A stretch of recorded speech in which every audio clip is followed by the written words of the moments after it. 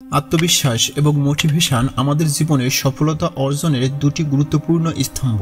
আত্মবিশ্বাস মানুষকে তার নিজের প্রতি আস্থা ও বিশ্বাস রাখতে সাহায্য করে, যা তাকে যে কোনো চ্যালেঞ্জের মুখোমুখি হতে সহায়তা করে। অন্যদিকে মোটিভেশন হলো সেই শক্তি যা আমাদের কাজ করতে উদ্দীপ্ত করে এবং আমাদের লক্ষ্য পূরণের পথে পরিচালিত করে। আত্মবিশ্বাস আমাদের মানসিক অবস্থাকে দৃঢ় করে। এটি আমাদের নিজের সক্ষমতা সম্পর্কে বিশ্বাসী করে তোলে।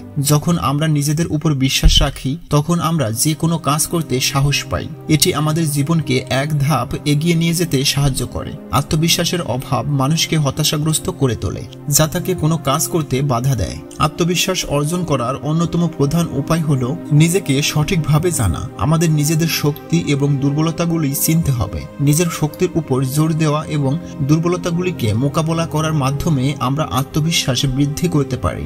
আত্মবিশ্বাসী মানুষেরা ব্যর্থতাকে ভয় পায় না, বরং তারা ব্যর্থতাকে শেখার একটি অংশ হিসেবে গ্রহণ করে। অন্যদিকে মোটিভেশন আমাদের জীবনের একটি প্রেরণা হিসেবে কাজ করে। এটি আমাদের অভ্যন্তরীণ এবং বাহ্যিক উদ্দেশ্যকে উদ্দীপ্ত করে। আমরা কোন কাজ করছি, কি আমাদের লক্ষ্য, এই প্রশ্নগুলির উত্তর যখন স্পষ্ট হয়, তখন আমরা কাজ করার জন্য অনুপ্রাণিত হই। মোটিভেশন মানুষকে ধৈর্যশীল এবং স্থির রাখে। এটি তাদের লক্ষ্য অর্জনের পথে চালিত করে, সেই পথ যতই কঠিন হোক না কেন।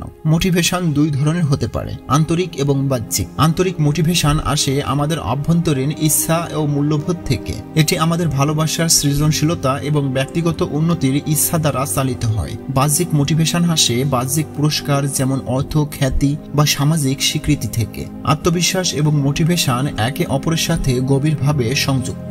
আত্মবিশ্বাসী ব্যক্তি সহজেই মোটিভেশন পেতে পারে এবং লক্ষ্য অর্জনের প্রবলতা থাকে। অন্যদিকে মোটিভেশন মানুষকে আত্মবিশ্বাসী করে তোলে। যখন আমরা কোনো কাজে মোটিভেটেড থাকি এবং আমাদের প্রচেষ্টার ফলে সাফল্য অর্জন করি, তখন আমাদের আত্মবিশ্বাস বৃদ্ধি পায়। আত্মবিশ্বাস এবং মোটিভেশন বৃদ্ধি করার জন্য কিছু প্রয়োজনীয় কৌশল অবলম্বন করা যেতে পারে। প্রথমত, ছোট ছোট লক্ষ্য নির্ধারণ করা গুরুত্বপূর্ণ। যখন আমরা ছোট ছোট লক্ষ্য অর্জন করি, তখন আমাদের আত্মবিশ্বাস বৃদ্ধি পায়। এভাবে আমরা ধীরে ধীরে বড় লক্ষ্যগুলির দিকে এগিয়ে যেতে পারি। দ্বিতীয়ত, ইতিবাচক চিন্তা ও আত্মসমালোচনা করা উচিত। নিজেকে সবসময় উৎসাহিত করা এবং নেতিবাচক চিন্তা থেকে দূরে থাকা প্রয়োজন। আমাদের মনকে সবসময় ইতিবাচক দিকের দিকে পরিচালিত করা উচিত। তৃতীয়ত, প্রেরণাদায়ী ব্যক্তিদের সাথে সময় কাটানো উচিত, যারা ইতিমধ্যে সফল। তাদের জীবনের গল্প থেকে আমরা মোটিভেশন পেতে পারি। তাদের সাথে সংযোগ স্থাপন করে আমরা আমাদের নিজস্ব লক্ষ্য অর্জনে উৎসাহিত হতে পারি। জীবনের চ্যালেঞ্জগুলির মুখোমুখি হওয়ার সময় আত্মবিশ্বাস এবং মোটিভেশন অপরিহার্য।